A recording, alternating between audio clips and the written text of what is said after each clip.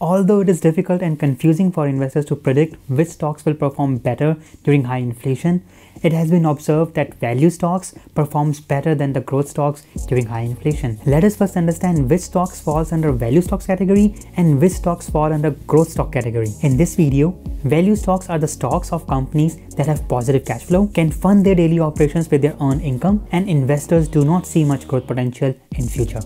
On the other hand, growth stocks are the stocks of the companies that are not earning anything, hence cannot fund their operations using their earned income. However, investor believes that the company have a lot of growth potential in future. With that said, let's understand why value stocks tends to perform better than the growth stocks. Growth stocks have no positive cash flow and relies on credit or raising money from the stock market to fund their operations. To fight inflation, government uses interest rate as one of the tools to control inflation and increases the interest rates in the process. Making borrowing money expensive hurts growth companies the most. Similarly, raising money by issuing stocks gets difficult during high inflation. It is because increase in expenses and not a comparable increase in wages leaves real investors with less to no money to invest. Therefore, no positive cash flow and expensive or no borrowed money affects growth companies negatively. On the other hand, value companies can cover their operational expenses via their earnings, hence can continue their existing operations as usual. Of course,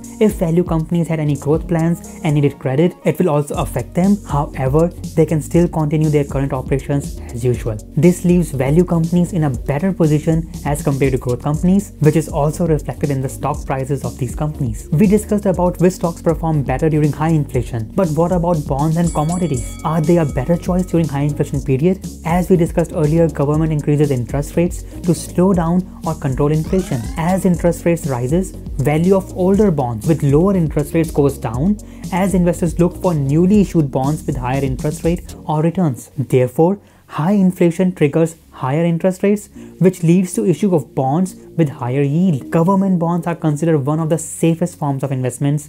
Therefore, during times of high inflation, they become safe havens for investors looking for decent real returns. Real return is the return on investment minus inflation or inflation adjusted return. Similarly, commodity prices rises with inflation, or one can say as price of commodities rises, one gets to know that there is a rise in inflation. Therefore, investing in commodities directly or in companies that produces these commodities is rewarding during high inflation cycle. In short, both bonds and commodities market becomes attractive during high inflation times as compared to a low inflation period with historically low interest rates. So now we know about stocks, bonds and commodities. Let us also cover the dividend investing use case. As you can imagine, it is difficult for companies to match the dividend growth with that of inflation. This leads to lower valuation of dividend paying companies by investors, hence bringing their stock prices down. Another reason why high dividend stocks suffer is because investors have higher yielding government bonds as a less risky alternative. However, there is a silver lining here. As the market punishes dividend stocks during the time of high inflation, it offers various buying opportunities and bargains for the shrewd long-term investors to enter a position in the high dividend yielding stocks. It is similar to the market crash that we've seen recently. If someone have invested in the oil companies or any other high dividend yielding company during that market crash, they must be enjoying 8 to 10% of dividend yield on their investment.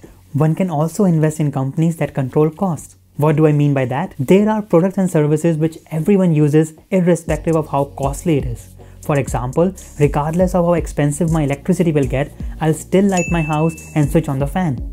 For this reason, utility companies can increase the prices with rise in inflation without seeing a drop in demand.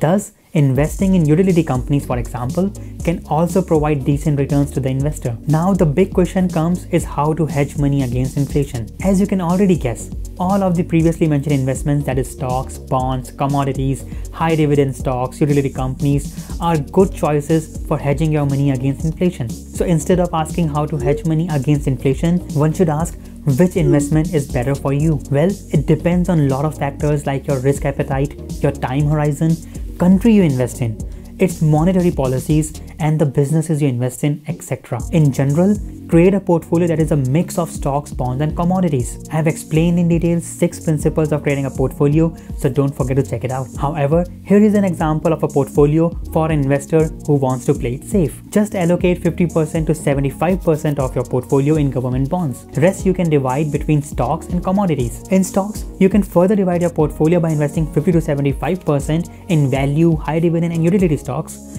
The rest you can consider investing in growth stocks.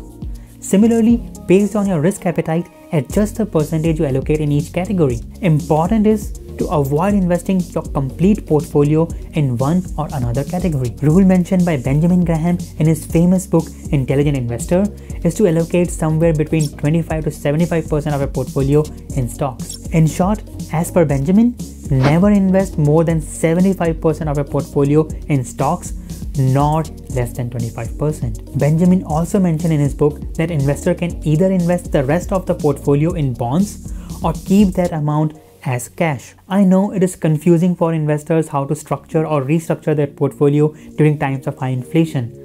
History also has mixed results based on the country and the government's economic policies. However, overall, proper allocation of assets and investing in companies that have positive cash flow offers more safety and better returns. If you're interested to know which stocks I am buying or selling and want to get access to my complete portfolio, then consider joining Master Investors community by clicking the join button down below. For real estate investors, look for change in interest rates with inflation. I'll cover how sudden increase in inflation will affect the interest rates and how a real estate investor should place himself during the times of high inflation. Therefore, don't forget to subscribe this channel. Thanks for watching. See you next time.